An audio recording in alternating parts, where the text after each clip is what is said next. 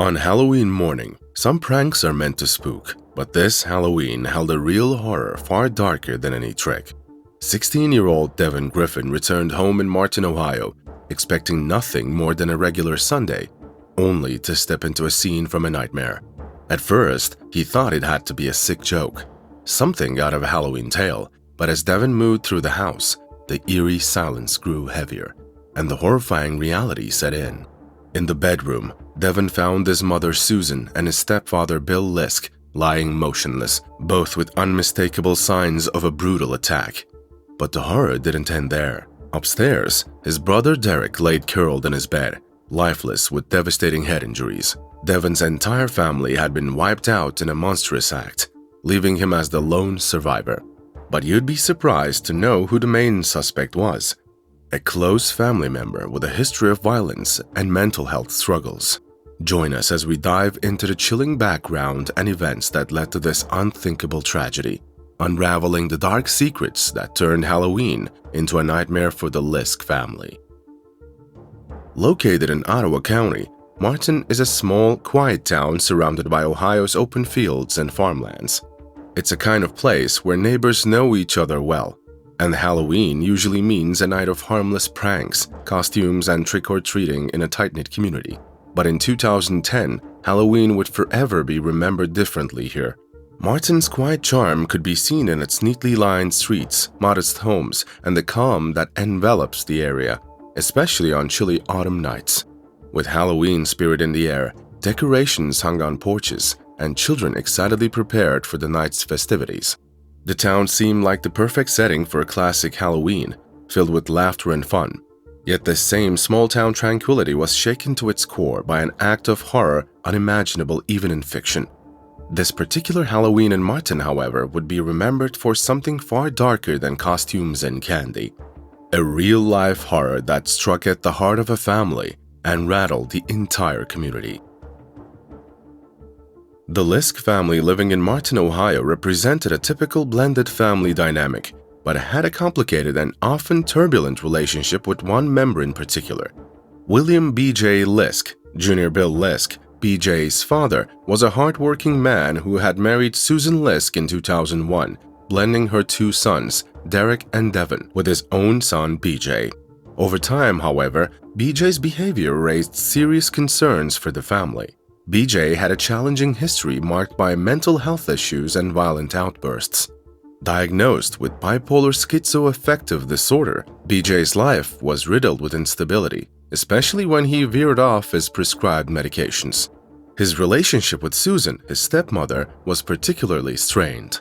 Several police reports documented altercations between them, including a disturbing incident where BJ physically assaulted Susan in the shower and another where he reportedly threw a coffee mug at her, causing injuries.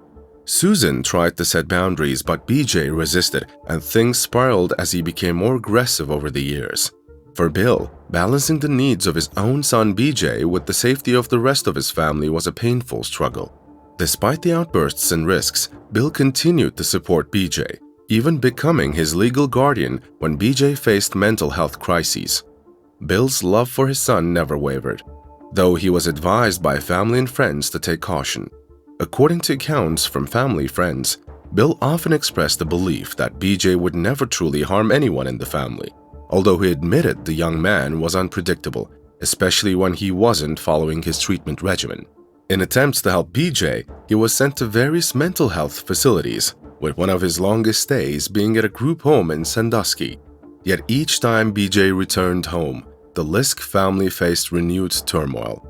Susan had even filed charges against BJ after several violent incidents, but these were later dropped as BJ was found incompetent to stand trial.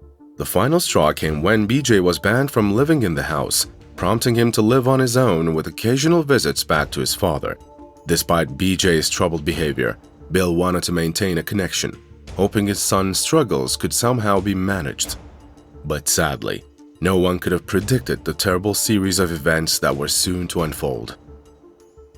On the morning of October 31, 2010, Devin Griffin returned to his family's home in Martin, Ohio, expecting it to be like any other Halloween Sunday. But the silence that greeted him as he entered the house was eerie. Devin, just 16 at the time, quickly discovered the lifeless bodies of his mother Susan and stepfather Bill Lisk in their bedroom. At first, he thought it might be a cruel prank.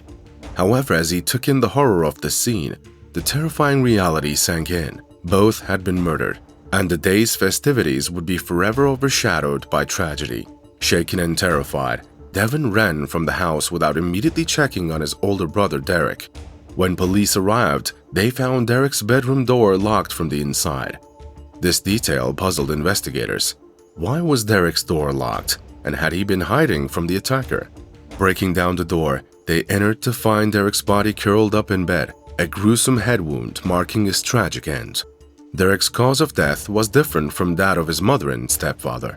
While Bill and Susan had been shot, Derek was killed by blunt force trauma, like from a claw hammer found at the scene. This disturbing detail hinted that the killer might have premeditated the crime, using different weapons to minimize the noise and avoid waking the others. As they combed through the Lisk family home, investigators observed a disturbing lack of signs of forced entry. There were no broken locks, smashed windows, or kicked-in doors, suggesting that the killer either had access to a key or was someone who was welcome in the home. This detail ruled out a random burglary and hinted that the crime was likely committed by someone close to the family. Given the controlled and calculated nature of the attack, it seemed clear that the killer intended only to take lives, leaving valuables untouched. The house itself held no clues that would suggest a violent struggle between the victim and the killer, further implying a swift, deliberate act. One critical discovery was the scene of shell casings near the bodies of Bill and Susan.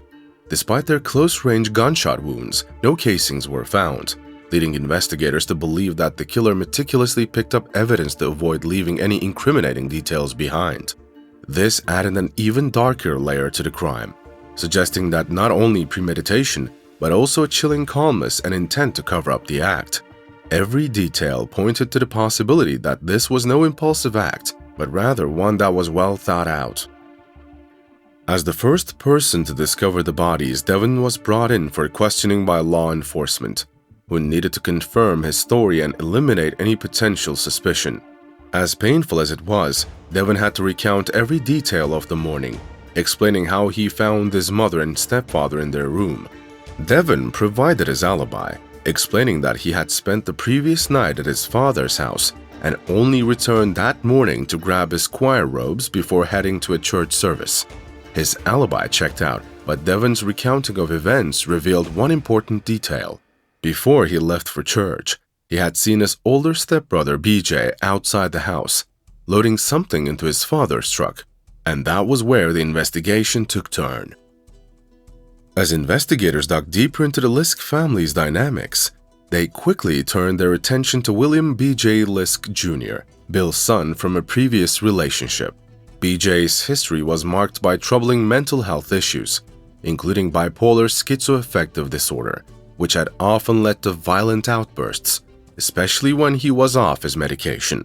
Over the years, BJ had struggled with maintaining a stable relationship with his family members, particularly his stepmother Susan. And although he was eventually banned for living in the house, Bill allowed BJ to visit occasionally, hoping that maintaining a connection would help ease BJ's volatility. This family dynamic, complex and fraught with tension, now seemed critical to understanding the events of that fateful Halloween.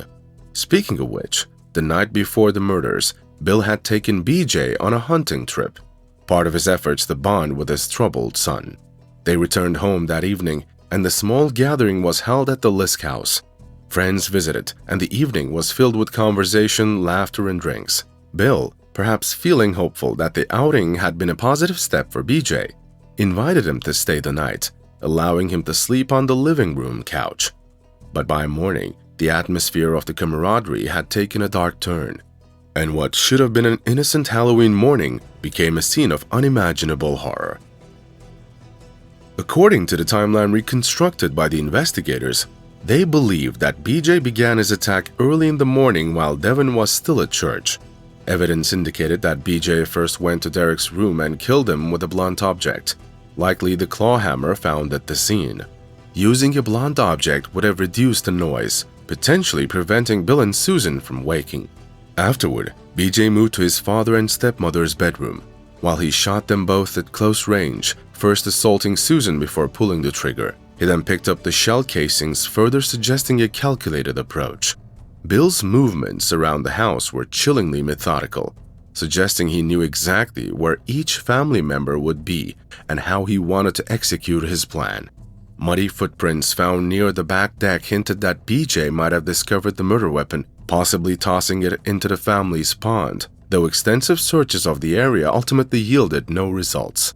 Investigators later determined that BJ had left the property in the family's white Ford F-150, which was found abandoned near a remote family cabin several miles away. With every detail of the crime scene, investigators grew more convinced that BJ's actions were premeditated and meticulous.